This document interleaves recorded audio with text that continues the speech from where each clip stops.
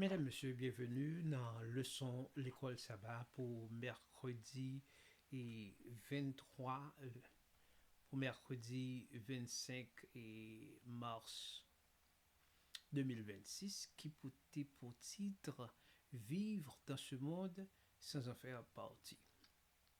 Dans le leçon ça, et des porter en pile leçon pour nous-mêmes comme chrétiens à comprendre que nous sommes dans ce monde, mais nous ne devons pas ressembler le monde, ce siècle que nous vivons.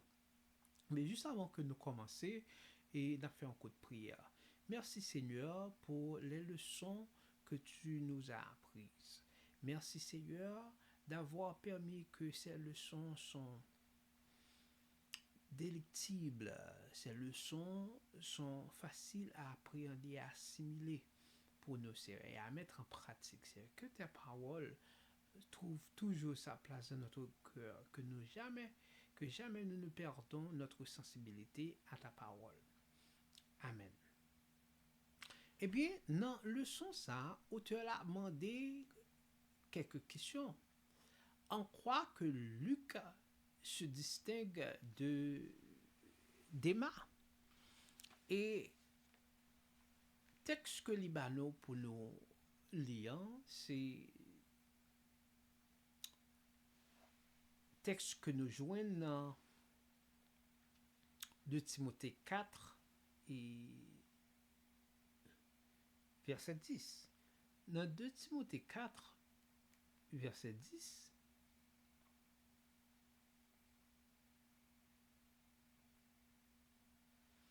mais ça que l'auteur l'a dit, car Déma m'a abandonné par amour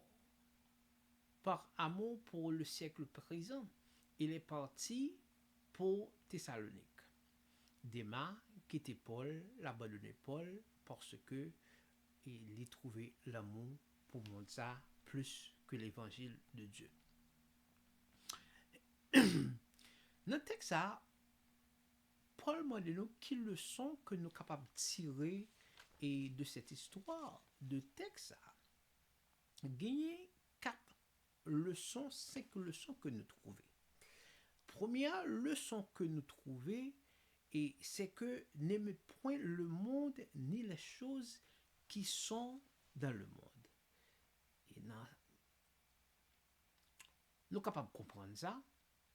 Et les choses de ce monde, ils sont simplement capables d'aiguiser nos convoitises, les choses qui nous entraînent loin de la présence de Dieu. Et tout ça qui entraîne nous loin de la présence de Dieu n'est pas conducive à nous-mêmes. Et texte que nous capables de lire, que nous joignons dans 1 Jean 2, verset 15, qui dit nous, n'aimez point le monde ni les choses qui sont dans le monde. Si quelqu'un aime le monde, l'amour du Père n'est point dans lui. Si qu'on remet le monde, ça, on n'est pas capable de remettre bon Dieu. L'amour bon Dieu, pas jamais capable non même. Les pral créer une difficulté de priorité pour vous, Jean que la Bible nous dit, personne ne peut servir deux maîtres à la fois. Soit pour bon Dieu, soit que pour monde ça. Eh bien, nous ouais, Déma abandonné Paul, eh bien, pour l'amour de ce monde. L'apôtre Paul nous dit, n'aimez point le monde ni les choses qui sont dans le monde. Si quelqu'un aime le monde, l'amour du Père n'est point en lui. L'amour de Luc pour Jésus et son royaume. Et lorsque nous voyons ça, côté que l'amour monde capable de dérouter nous de l'amour de Dieu. Qui deuxième leçon que nous sommes capables d'apprendre dans le leçon ça? Deuxième leçon, hein, c'est de rester en éveil d'après Marc 12, verset 32 à 37. Et qu'est-ce que nous tendez de rester en éveil? Rester en éveil, c'est avoir le focus sur Christ, avoir le focus sur le royaume des cieux, pour ne pas quitter nous distraits par les choses ici-bas, soit les convoitises, soit les immoralités, soit les débauches, soit les belles femmes, soit les belles voitures, les belles maisons, et quoi que ce soit, nous pas capable de quitter nous non seulement et attirer, amorcer et même tomber dans la convoitise à cause de ces choses. Eh bien, nous regardons dans le verset que nous jeunes, dans 1 Jean 2, verset 16, car tout ce qui est dans le monde, la convoitise de la chair, la convoitise des yeux, l'orgueil de la vie, ne vient pas du Père, mais vient du monde. Tout bagaille ça que nous jouons dans le monde, ça, et l'orgueil de la vie, la convoitise de la chair, la convoitise des yeux, eh bien, ça c'est dans le monde là où sorti, il n'est pas devenu de Dieu. Et dans verset 17, là, il dit, et le monde passe, et sa convoitise aussi, mais celui qui fait la volonté de Dieu demeure éternellement. Monde dans les pour le passé, mais moun qui fait volonté bon Dieu, eh bien c'est lui-même qui va hériter la vie éternelle. Nous avons besoin pour nous comprendre ça, pour nous distinguer nous autant que possible de l'impudicité de ce monde, eh bien pour nous capables non seulement demeurer dans la volonté de Dieu, mais héritier notre vie éternelle, demeurer en Dieu éternellement. Troisième leçon que nous tirons dans leçon ça pour aujourd'hui, c'est que la grâce nous enseigne à renoncer à l'impudicité et aux convoitises mondaines. La voie, pardon, et nous avons parlé de rester en éveil, et verset que nous joignons et qui réellement indiquait que nous devons rester en éveil, selon Marc 13, verset 32, pour ce qui est du jour ou de l'heure, personne ne le sait, ni les anges, ni le ciel, ni le Fils, mais le Père. Il est ajouté, dans verset 33, prenez garde et priez, car vous ne savez quand ce temps viendra. Nous avons besoin pour nous rester en éveil, pour nous prendre garde et pour nous veiller et pour nous prier. Parce que nous ne savons pas quelle heure Jésus a retourné. Nous avons que lorsque Jésus retournait, nous trouvons nous dans la même position avec les 5 vierges folles qui n'ont pas de l'huile dans l'ampoule. Qui étaient dormis pour eux, côté que l'ampoule mourit dans la nuit là et n'ont pas de l'huile de réserve. Nous avons besoin pour nous rester en éveil. Il est ajouté dans verset 35 là, veillez donc, car vous ne savez quand viendra le maître de la maison, ou le soir, ou au milieu de la nuit, ou au chant du coq, ou le matin. Nous ne connaissons pas quelle heure, donc nous avons besoin pour nous veiller. Et le pral dit nous ça explicitement dans verset 36 là, côté que il dit, craignez donc